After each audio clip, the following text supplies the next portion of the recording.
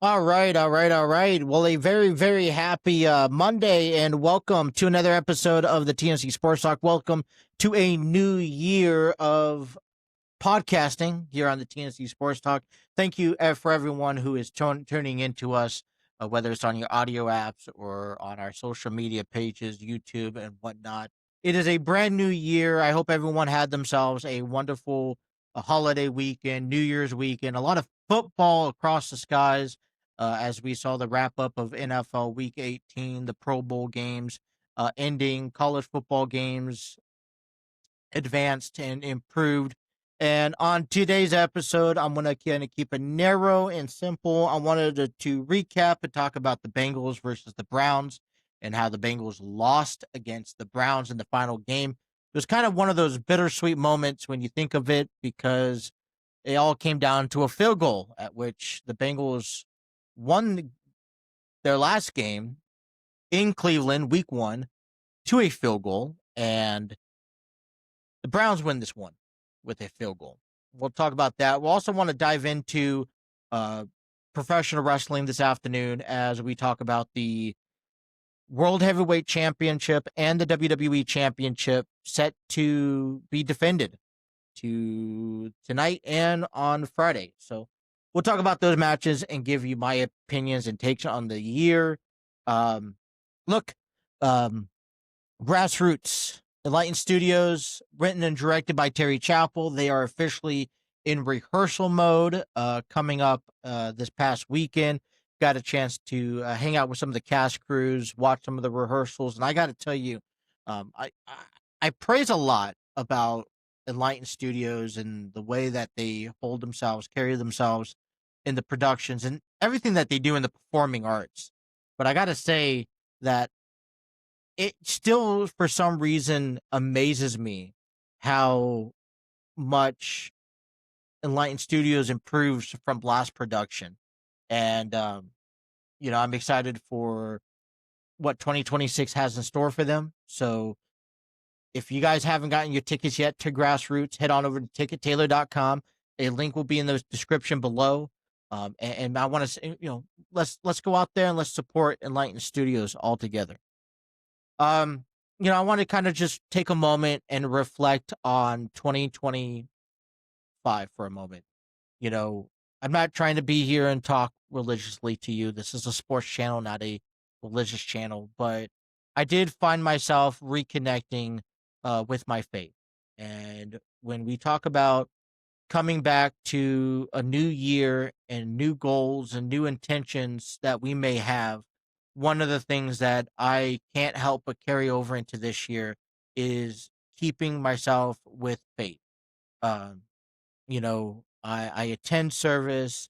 I've this past year I've saw myself, you know, volunteer with my church, and I was rebaptized back in December, and all of this circles back around to how much more I want to improve this year. And with that being said, my intentions for 2026 is just to continue building my faith with the church. They just started this 21-day fasting, which is completely new to me.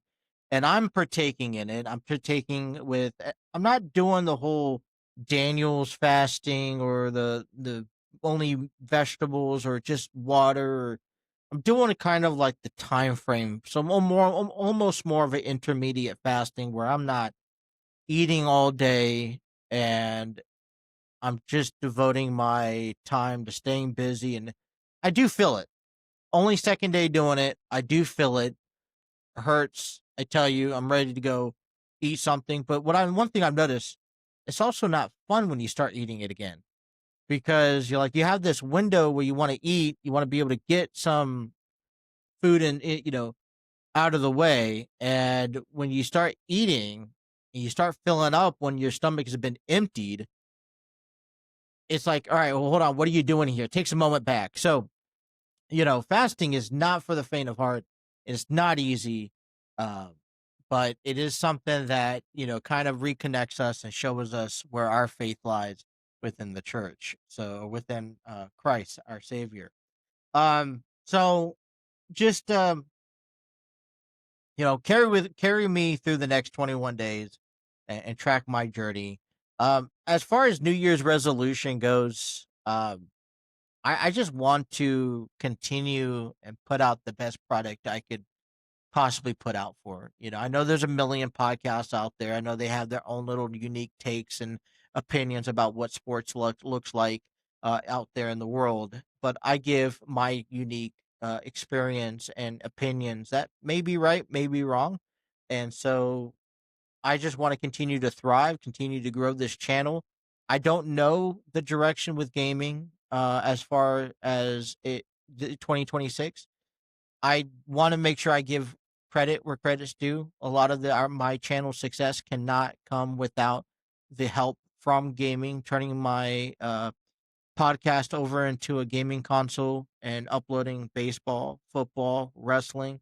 So I want to thank to the gaming, but I also want to be committed. So if I start a season, I want to be able to finish it. And it did become very difficult towards the fall of this year to stay committed to the game. Now, that doesn't mean that I'm not going to finish NFL Madden 26, but what it means is that I don't know what the future holds for the gaming part of this channel. So wherever that holds, um, let me know down in the comments. I think one of your feedback gives me the best idea of what 2026 looks like.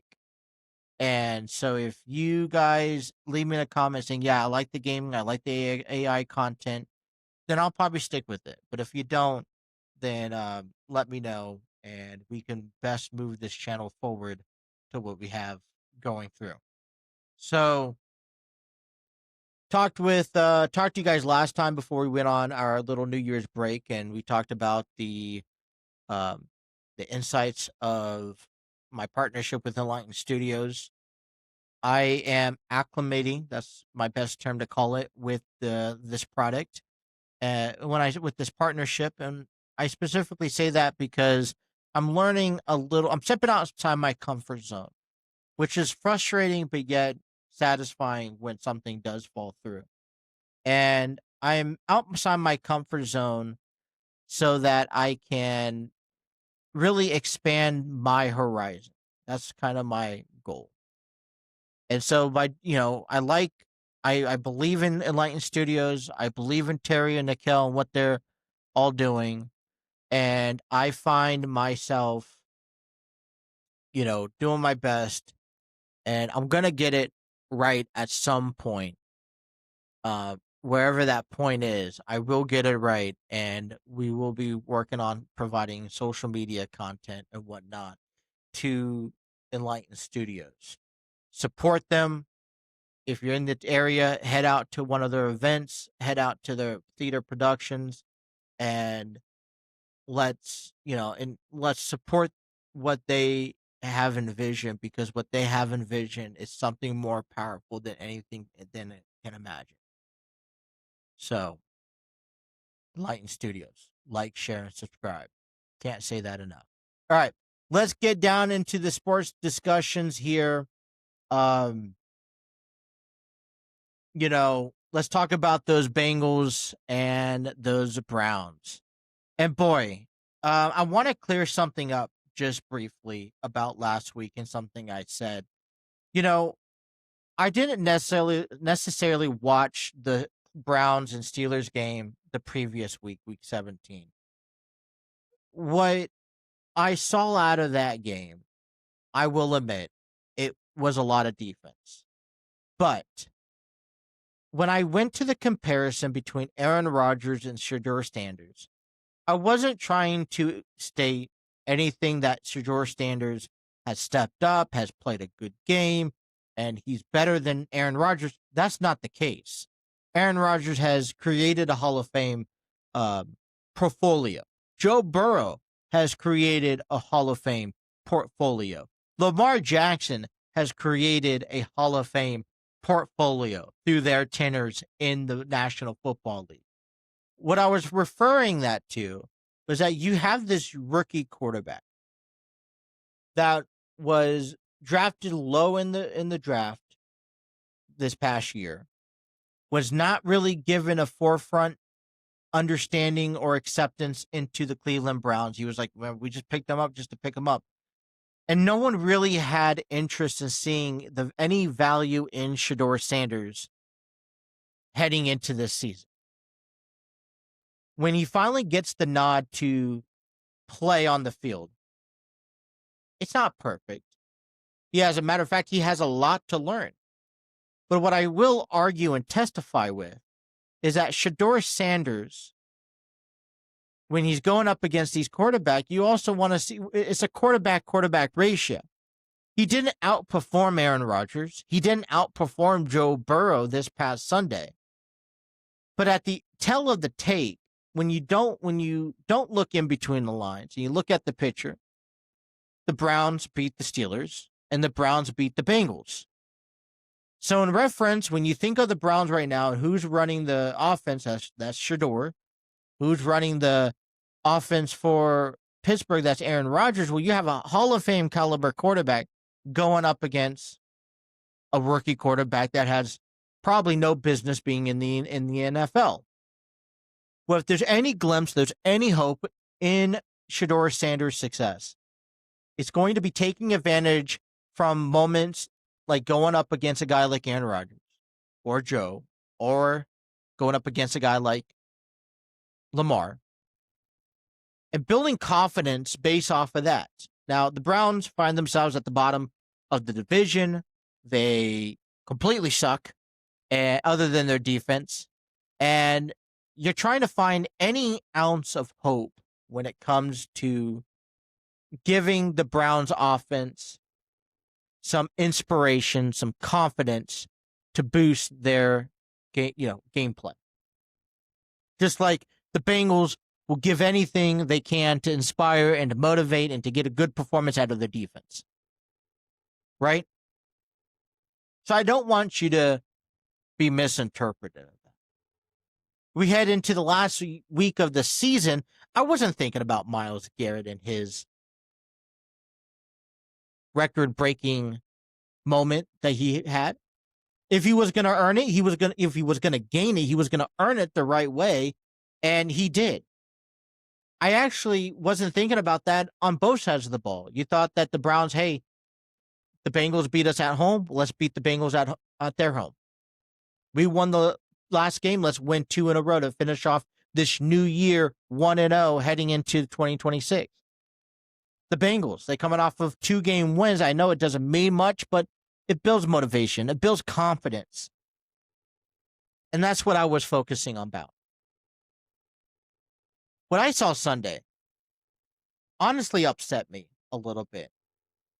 I interpreted this game. It was really a lackluster. And I guess that's what you expect for two teams that aren't playing in the postseason here this month. But it kind of felt that the Bengals offense were avoiding playing against the Browns defense. And I know the rumors all week long lingered around, well, you know what, guess what? You have Myles Garrett breaking the record. I understand the last thing you need is Joe Burrow to get hurt. Joe Flacco had that one moment where he was in the game. Just, we don't know about his future, if he retires or if he moves on to a different team. But what we do know is, at least from my opinion, it felt like the Bengals ran from that game. Just imagine if we didn't worry about Myles Garrett's record. We played football how we played football.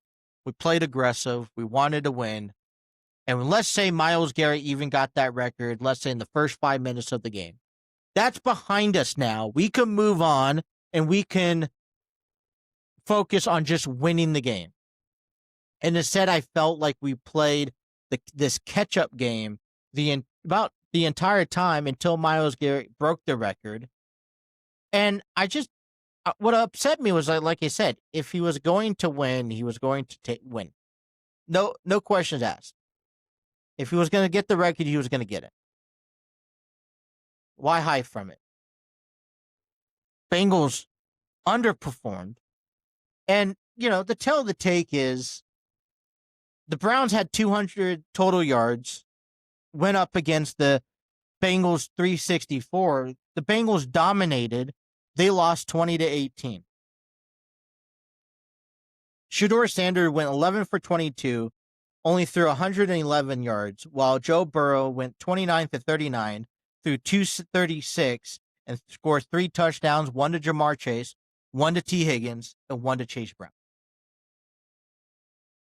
So, my point is, I felt like we should have put things aside to get this win instead of keeping someone from setting a record. And it kind of upsets me because now we come into this year 0-1, and while we see teams making adjustments, Kevin Stefanski from the Browns head coach got fired today. Other coaches got fired today. What are the Bengals doing to improve their team? They're sticking with their coaching staff, and I don't necessarily think that I agree with it.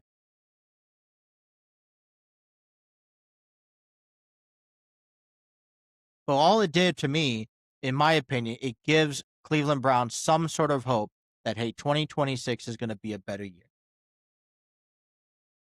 Now, I got a chance. It was really impactful in football, and we're going to dive into that later this week.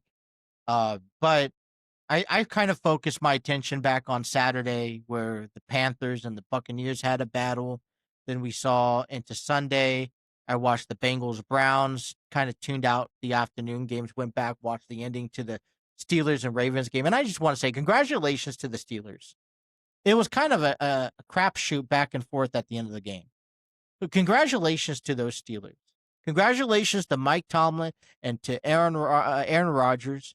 Both sides of the ball made mistakes. They couldn't trust their kicker to save a life.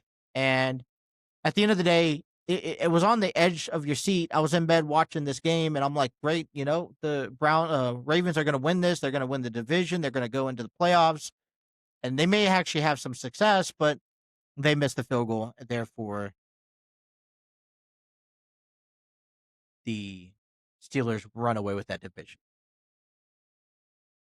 We're going to underline the playoffs coming up here later this week. But as of right now, on Saturday at 4:30, we have the number 5 Rams taking on the number 4 Panthers. At 8 o'clock, we have the number 7 Packers taking on the number 2 Bears. That will be a good game to watch as it's a NFC North Division rival. On Sunday at 1 o'clock, we have the number 6 Bills taking on the number 3 Jaguars. At 4:30, we have the number 6 49ers taking on the number 3 Eagles.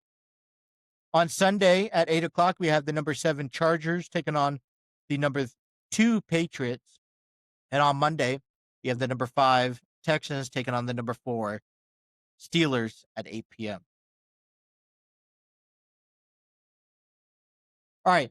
WWE is getting underway to kick off a new year. They actually did that on Friday Night SmackDown last Friday. We'll talk about that later on this week. I wanted to really focus my attention on the 2 championship matches this week that is going to be defended. That one of the matches starts tonight. That's the World Heavyweight Championship, where CM Punk takes on and defends his title against Braun Breaker on Netflix. And one of the stipulations to this match lurks back into the Vision. CM Punk has been battling the Vision since the fall time earlier last year and continues to battle the Vision. You can only help to think that the Vision will have some sort of impact heading into this match tonight. On top of that, Austin Theory lingers around. Now, I've already shared to you my opinion about Austin Theory, but it was going to be interesting how WWE approaches this. Maybe it's a twist. Is there a twist? Or is WWE too predictable heading into this type of match? Is CM Punk guaranteed a win? Is it a clean win? Is it an outside interference? Maybe an accident by their own team member? But one thing's for certain is that the title's on the line. CM Punk is a recent champion who won the title out of all the champions. And is it right to move the title off of him? See, to me, I want to see a shakeup. in the WWE. I kind of want to see titles kind of change hands at the expense of maybe not. It lingers to changing titles, to Braun Breaker. He's a promising athlete who has been pushed very well in the WWE over the recent months. He's taken over the vision with full reins. He's dominated every opponent that he's come to face. And who says he's not qualified for winning the World Heavyweight Championship?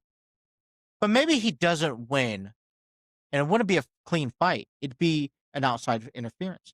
Maybe, and this is my ultimate prediction, Austin Theory attempts to get involved, but ultimately cost Braun Breaker the match. Maybe it's also Austin Theory who is trying to maybe turns on the vision.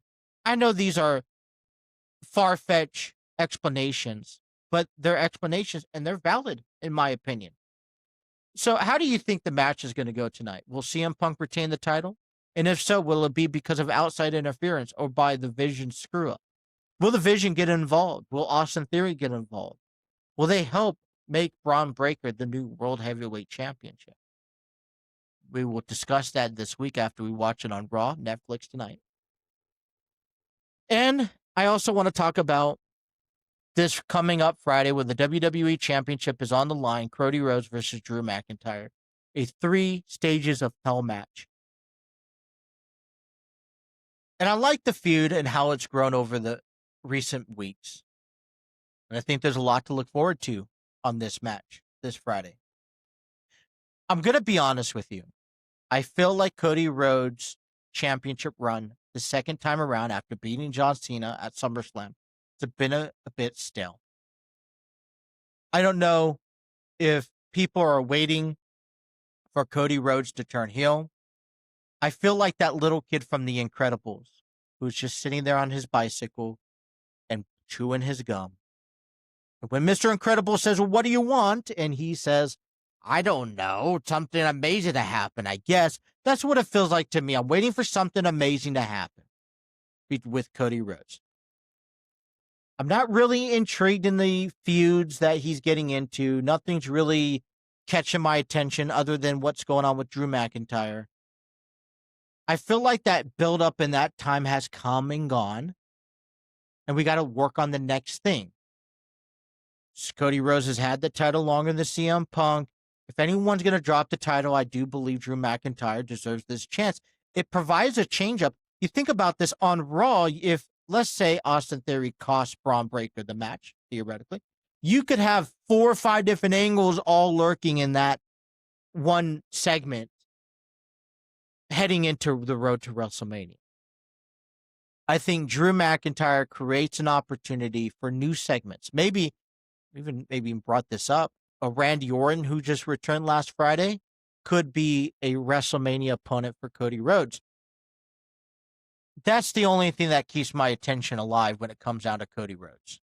Keeping the WWE Championship, if not, just give it away. I feel like it would be a disappointment, though, if both titles retain and we don't progress any forward with that on the line. So what do you guys think? Who you guys think is going to win? Is it going to be Cody Rhodes? Is it going to be Drew McIntyre? What are you looking forward to in this 3 stages of hell throughout the week? We will talk about that as to come. But this week is only the beginning. We got other projects that we want to talk and explore. I was kind of running late a little bit on time getting an episode recorded and published. So I do apologize for the shortened time, but I wanted to make sure I shared my thoughts on these 3 types. We're heading into the playoff season of the NFL. We have the semifinals of the NCAA college football playoffs, and we are officially on the road to WrestleMania. So what does that hold? Well, be sure to tune into each and every episode, like, share, and subscribe, have those notifications on, and thank you guys for tuning in. Until next time, you guys have a wonderful rest of your day.